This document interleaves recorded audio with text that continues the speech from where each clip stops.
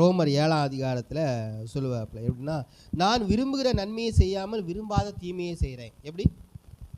நான் ஒரு நன்மை ஒன்று நினைக்கிறேன், இப்படிலாம் இருக்கணும்னு நினைக்கிறேன் பிரதர், இப்படிலாம் வாழணும்னு நினைக்கிறேன். நீங்களும் சொல்லிட்டு இருக்கிறீங்க, குடும்பம், சமுதாயம், நிறைய காரியங்கள் இல்லையா? இப்படிலாம் வாழணும்னு எனக்கும் ஆசை தான். ஆனால் இப்படிலாம் வாழக்கூடாது, இவங்கள மாதிரிலாம் வாழ்ந்துடக்கூடாது.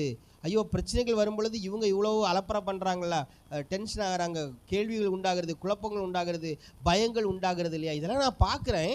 பார்க்கும் பொழுது நானே ஒன்று நினைக்கிறேன், இதே மாதிரி ஏதோ ஒரு சூழல் எனக்கு வந்துச்சுன்னா நான் இப்படிலாம் இருக்கக்கூடாது, எப்போ இதெல்லாம் நான் விரும்பவே இல்லை அப்படின்னு எனக்குள்ளே எண்ணிக்கொண்டாலும், நான் விரும்புகிற நன்மையை செய்யாமல் விரும்பாத அந்த காரியத்தை தான் செய்கிறேன். எனக்கு பிரச்சனை வரும் பொழுது என்ன பண்ண, மற்றவங்களுக்கு பிரச்சனை வரும் பொழுது நான் எப்படி சாணக்கியன் லெவலுக்கு அபிஷேகம் பண்ணப்பட்ட சாணக்கியன் மாதிரி நான் ஆலோசனை கொடுக்குறேன். அப்படி தானே? எல்லாருக்கும் தான். அது உங்களையும் எடுத்துக்கோங்க, உங்களை நேரடியாக சொல்கிறதாகவும் எடுத்துக்கோங்க, என்னையும் எடுத்துக்கோங்க. மற்றவங்களுக்கு ஆலோசனை கொடுக்கும்போது ஜீவ நதிகள் பாய்ந்து ஓடி வரும். இப்போ நான் விரும்புகிற நன்மையை செய்யாமல் விரும்பாத தீமையை செய்கிறேன் அப்படின்னு சொல்கிறான். சொல்லிட அடுத்த சொல்கிறான், அந்தபடி நான் விரும்பாததை நான் செய்தால், நல்லா புரிஞ்சுக்கோங்க, விரும்பாததை நான் செய்தால் நான் செய்யலை, எனக்குள்ளே வாசமாக இருக்கிற பாவம்தான் செய்ய வச்சுது.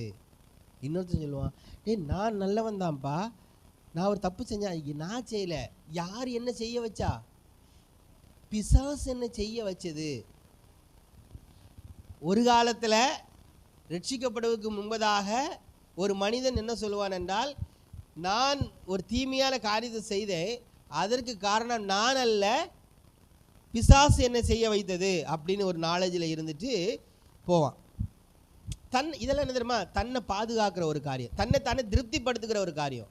நான் நல்லவன் தான், ஆனால் அப்போ ஏன் அப்படி செஞ்ச? அது அந்த நேரத்தில் அந்த பிசாசு பயங்கரமாக பிரச்சனை பண்ணிட்டான். அது ஒரு இருள் இருந்துச்சு பிரதர், அது கடந்து போனதை நான் பார்த்தேன், இருள் கடந்து போனதை பார்த்தேன். அப்படி இருக்கும்போது தான் ஒரு மந்தமான ஒரு நிலை. அப்போவே எனக்குள்ளே தோணுச்சு ஏதோ சம்திங் நடக்குதுன்னு. நான் கொஞ்சம் அசால்ட்டாக இருந்தேன். சைக்கிள் கேப்பில் அந்த பிசாசானை நம்மளை சோச்சிட்டான் பிரதர். பிசாசு நம்மளை, ஐயோ இந்த ஆள்கிட்ட பேசினா செமையாக இருக்கும், அப்படியே பிசாசு நம்மளை சோச்சிட்டான் பிரதர். நான் பிசாசு அவன் சொல்லும் போது நான் அந்த பிசாசு எடுத்து அவனை வச்சு தான் பார்ப்பேன். ஆனால் அவன் யாருன்னா வேறு யாரையும் நினச்சிப்பா. அவன் என்ன அந்த கருத்த உருவத்தில், தமிழ்நாடு கிறிஸ்தவனாக இருந்தால் கருத்த உருவம் பிசாசு வச்சு பார்ப்பான். பிசாசு என்ன செய்ய வச்சுட்டான் பதர் அப்படின்னு ஒரு காலத்தை சொல்லிட்டு இருந்தவன் சபைக்குள்ளே வரான், ரசிக்கப்பட்டு உள்ளே வந்துட்டான். உள்ளே வந்தவொடனே அவனுக்கு கொஞ்சம் வசனங்கள் தெரிஞ்சோன்னா அவன் சொல்கிறான், நான் விரும்பாத கெட்டதை நான் ஏன் செய்கிறேன் தெரியுமா? எனக்குள்ள ஒரு பாவம் இருக்குது, பாவ சிந்தனை இருக்கிறது, அதுதான் என்னை அப்படியாக செய்ய வைத்தது. அந்த பாவம் என்னை விட்டு கடந்து போக வேண்டுமானால் இயேசுவின் இரத்தத்தால் கழுவப்பட வேண்டும். இரத்த கோட்டைக்குள்ளே நான் நுழைந்து விட்டு இரத்தம் செய்யும் இரத்தத்தால் கழுவப்பட்டது. கரண்டு போனால் நிறைய பாட்டெலாம் பாடுவாங்க. அதே மாதிரி எல்லா இடத்துலையும் இயேசு இரத்தம் செய்யும் இரத்தத்தை குவாரி தெளித்து ஓரி இந்த மனநிலையெல்லாம் உருவாகிறதுக்கு காரணம் என்னன்னா, அவனுக்குள்ள ஒரு ஆழமான ஒரு நம்பிக்கை இருக்குது. நான் நல்லவன் தான், ஆனால் எனக்குள் இருக்கக்கூடிய ஒரு பிசாசு தான் என்ன செய்ய வைக்கிறது அப்படின்னு ஒரு கூட்டம் பிசாசினுடைய பிடிகளிலிருந்து விடுதலை ஆவதற்காக போகுது. இன்னொரு கூட்டம் நான் நல்லவன் தான், பவுல் சொல்கிற மாதிரி. அது யாருன்னா புது உடன்படிக்கைன்னு சொல்கிறாங்களே இன்றைக்கி நிறைய பேர், அந்த மக்களை வேணால் இங்கே எடுத்துக்கலாம். அவங்க என்ன சொல்லுவாங்கன்னா, பிரதர் நான் விரும்பாதது செய்கிறேன், அதுக்கு காரணம் என்னதுமா? நான் அல்ல, எனக்குள் இருக்கிற பாவமே செய்தது, அதனால் நான் அறிக்கை பண்ணிகிட்டே இருக்கிறேன், நான் பாவி இல்லை, நீதிமான் நான் அப்படின்னு நான் பாவி நம்புறதுனால தான் நான் தப்பான காரியம் செய்கிறேன், நான் நீதிமான் என்று சொல்லணும்னு அவன் அந்த அறிக்கைக்குள்ளே போகிறான். ஆனபடியாக நன்மை செய்ய விரும்புகிற என்னிடத்தில் தீமை உண்டு என்று பிரமாணத்தை காணுகிறேன், உள்ளான மனுஷனுக்கு ஏற்றபடி தேவனுடைய நியாய பிரமாணத்தின் மேல் பிரியமாக இருக்கிறேன். ஆகிலும், நல்லா புரிஞ்சுக்கோங்க, ஆகிலும் என் மனதின் பிரமாணத்திற்கு விரோதமாய் போராடுகிற வேறொரு பிரமாணத்தை என் அவயவங்களில் இருக்க காண்கிறேன். தெளிவாக இதில் ஒரு பவுல் சொல்லுவார், என் மனசில் ஒரு பிரமாணம் இருக்குது. என் மனசுன்னு சொல்கிறது ஆவின்னு எடுத்துக்கோங்க.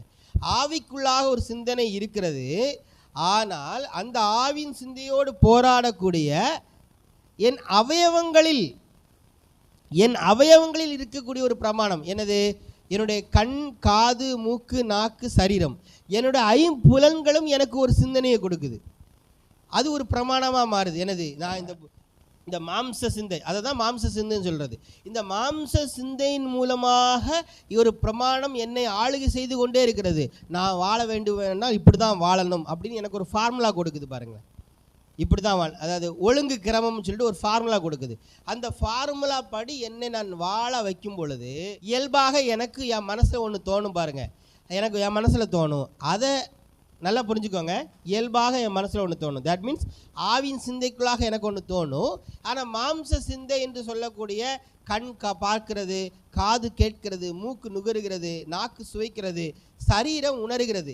இந்த ஐம்புலன்கள் மூலமாக ஒரு எண்ணம் உருவாகிறது. அந்த எண்ணமும் இந்த ரெண்டு எண்ணமும் ஃபைட் பண்ணுது. ஆவின் சிந்தனையில் ஒன்று சொல்லும், சரி உனக்கு இருக்கிறத சந்தோஷமாக நீ வாழ்ந்துட்டு போ அப்படின்னு சொல்லும். அப்படியே ஒருத்தவங்க வருவாங்க, சிஸ்டர் எங்கள் வீட்டு வந்து நாங்கள் பால் காய்ப்பு வச்சுருக்குறோம் அப்படின்னு காடை வச்சுட்டு போவாங்க. காடை கண்ணு பார்க்குது. கண்ணு பார்த்த உடனே இவங்க மனசில் என்ன வந்துடுது? கொஞ்ச நேரத்துக்கு முன்னாடி எதில் இருப்பாங்க? நமக்கு இன்னைக்கு அதினதின் பாடு அண்டண்டு போதும், நாளை திணிச்சு கவலை கிடையாது, இப்படிலாம் நினச்சிட்டு இருந்த அந்த எண்ணம் அந்த காடை பார்த்து கண்ணு பார்க்குது. அப்படி தானே? கண்ணு பார்க்குது, அறிவு படிக்குது, செவி வந்து அந்த சிஸ்டர் சொன்ன காரியத்தை கேட்குது. இப்போது இதெல்லாம் பார்க்கும் பொழுதும் கேட்கும் பொழுதெல்லாம் உங்களுக்குள்ள ஒரு எண்ணம் வருவாது, நாம் இன்னைக்கு வீடு கட்ட போகிறோம். சரி, இது தப்பா பிரதர்? நாம் இன்னைக்கு வீடு கட்ட போகிறோம் அது நினைக்கிறது தப்பா? தப்பு கிடையாது. ஆனால் என்ன ஆயிடுதுன்னா, அந்த கண் பார்க்கறதுனாலையும் அந்த சிஸ்டர் வந்து வீடு பால் காய்ச்சிருக்கிறோம் பிரதிஷ்டை பண்ணதுக்கு வாங்க அப்படின்னு சொன்ன வார்த்தையும் காது கேட்குது. கண்ணு பார்க்குது, காது கேட்குது. இந்த ரெண்டு மூலமாக என் மைண்டில் ஒரு எண்ணம் உருவாகுது, வீடு கட்டணும். ஓகே, அப்புறம் அதோட நிப்பாட்டுமா? வீடு கட்டுறதுக்கு என்ன பண்ணணும்? அப்போ சம்பாதிக்கிறோம், அதுக்கு என்ன பண்ணணும், அதுக்கு என்ன பண்ணணும், அது நான் அப்போ அதுக்கு என்ன பண்ணணும்? பல்வேறு எண்ணங்கள் உருவாகி உருவாகி உருவாகி கடைசியில் நாளை தினத்தை குறித்து கவலைப்படக்கூடாது, அல்லனா இயல்பாகவே நம்ம வாழ்ந்துட்டு இருப்போம், நமக்கு இருக்கிறதுல சந்தோஷமாக இருப்போம் என்கிற அந்த தெய்வீக சிந்தனை அப்படியே அமுங்கி போயிடும். இப்போ எங்கே போய் நிற்பாங்க தெரியுமா? வீடு கட்டுறதை குறித்து தானே பல்வேறு எண்ணங்களுக்குள்ளே போய் சிக்கியிருப்பாங்க. அந்த எண்ணங்களுக்குள்ளாகி போய் சிக்கி இருக்கும் பொழுது நம்ம பிள்ளை செய்கிற சின்ன சின்ன தவறுகள் நமக்கு பெருசாக தெரியும். நம்முடைய கணவர் படுகிற சின்ன சின்ன தவறுகள் நமக்கு பெருசாக தெரியுது. நம்முடைய மனைவி செய்கிற சின்ன சின்ன தவறுகள் நமக்கு பெருசாக தெரியுது. அங்கே ஃபைட் உண்டாகுது, அங்கே சண்டையோட சம்பந்தமே இல்லாமல் இருக்கும். இன்றைக்கி நீங்கள் ஹோல் தமிழ்நாடு எடுத்து பார்த்தீங்கன்னா இந்த இஎம்ஐ காரியத்தில் போய் சிக்கியிருக்கிறது. ஒரு சில ஆக்கிட்ட பர்சனலாக என்னுடைய நண்பர்கள் என்னெல்லாம் சிலர்கிட்ட பேசும்பொழுதெல்லாம் நல்லா அவங்க நல்லா சம்பாதிக்கிறாங்க, நல்லா வாழ வேண்டியவங்களெல்லாம் எனக்கு ஆச்சரியமாக இருக்கும். அவ்வளோ மன ரீதியான கஷ்டத்துக்குள்ளே இருக்கிறாங்க. ஏன்டா இவ்வளோ கஷ்டப்படுற, எதுக்கு இவ்வளோ போராட வேண்டி இருக்குதுன்னா, அவன் சொல்லக்கூடிய காரியத்தெல்லாம் பார்த்தீங்கன்னா முழுக்க முழுக்க எங்கே இருக்குதுன்னா சரீரம் சார்ந்த சிந்தனைகள். எப்படியாவது நம்மளோட பிள்ளையை படிக்க வச்சிடணும், நம்முடைய பிள்ளைகளை வளர வச்சிடணும், நம்முடைய பிள்ளைகளை எப்படியா நாளைக்கு உயர்ந்த இடத்துல கொண்டு வரணும், பிள்ளைகளை படிக்க வைக்கிறதுலேருந்து, பிள்ளைகளை பாதுகாக்கிறதுல இருந்து, பிள்ளைகளுக்காக ஒரு காரியத்தை செய்கிறதுலேருந்து, நம்முடைய எதிர்காலத்தை குறித்த திரும்ப திரும்ப எங்கே போகுதுன்னா, இன்றைக்கு எனக்குரிய வாழ்வியல் காரியத்தை நான் அனுபவிக்காமல், எனக்கு இப்போ பிள்ளைகள் இருக்குது, அந்த பிள்ளைய எனக்கு இப்போ சிம்பிளாக சொல்ல, எனக்கு இன்னைக்கு கையில் காசே இல்லை, ஆனால் என் கூடல எனக்கு இருக்கக்கூடிய ஒரு பிள்ளையோ 2 பிள்ளையோ 3 பிள்ளை இருக்குது. அந்த பிள்ளைகளோடு நான் இப்படி சந்தோஷமாக இருக்கிறேன், எவ்வளோ ஃப்ரீயாக பேசிகிட்டு இருக்கிறேன். அந்த பிள்ளைகளை நான் எப்படி அவங்க மனசை புரிஞ்சு நான் எப்படி செயல்படுகிறவனாக இருக்கிறேன். அந்த ஏரியாக்குள்ளே எனக்கு மனசுக்குள்ளே எப்படி இருக்குது தெரியுமா? ஐயோ பிள்ளைக்கு இப்படி இருக்குது, நம்ம மற்ற பிள்ளைகள்லாம் பாருங்கள் இப்படிலாம் செலவு பண்ணுறாங்கன்னா அந்த ஏரியாக்குள்ளே போய் சிக்கிடுவோம். ஆனால் எனக்கு இல்லை, மற்றவங்க செலவு பண்ணுறாங்க ஓகே, ஆனால் அவங்கள காட்டில் அதிகமான சந்தோஷத்தை நான் கொடுக்க முடியும்ல. ஒரு தகப்பனாக இருந்து நான் கொடுக்க முடியும், ஒரு தாயாக இருந்து நான் கொடுக்க முடியும், ஒரு உறவாக உறவாக இருந்து நான் என்னால் கொடுக்க முடியும். ஆனால் நான் என்னிடத்தில் இருக்கிறவைகளை நான் மறந்து சந்தோஷமும் சமாதானமும் நம்பிக்கையும் இளைப்பாறுதலும் எல்லாமே எனக்குள்ளே தான் இருக்குது, இதை நான் மறந்து எனக்கு இல்லாத காரியத்தை, மாம்ச பிரகாரமான இல்லாத பணத்தை குறித்தோ பொருளாதாரத்தை குறித்தோ இல்லை சொசைட்டியில் இருக்கக்கூடிய உலகம் ஒரு நன்மதிப்புன்னு ஒன்று கொடுக்கல, அதை குறித்து நான் கவலைப்பட்டு இருப்பேன். ஸோ கவலைப்பட்டுட்டு கடைசியில் என்ன நினைக்கிறேன்னா, நான் கவலைப்படலை, என் பாவமே கவலைப்பட்டுச்சு. அப்படி கிடையாது.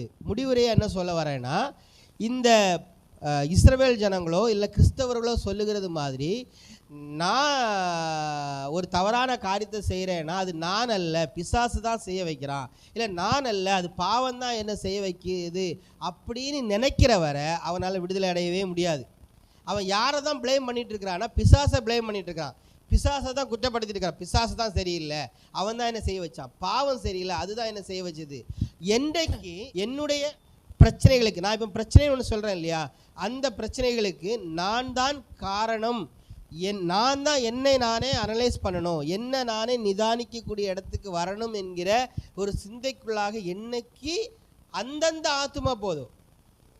இன்றைக்கி இருக்க ஒரு பிளண்டர் மிஸ்டேக் என்னென்னா, தன்னை உணரக்கூடிய இடத்துல போகலை, மீண்டும் மீண்டும் அந்த குடும்பங்களில் ஏற்படுகிற பிரச்சனையே அதிகமாக காரணம் எப்படி இருக்குன்னா, பார்த்த வரல எப்படி இருக்குதுன்னா, அது கணவனோ மனைவியோ தன்னை அனலைஸ் பண்ணுறதே இல்லை.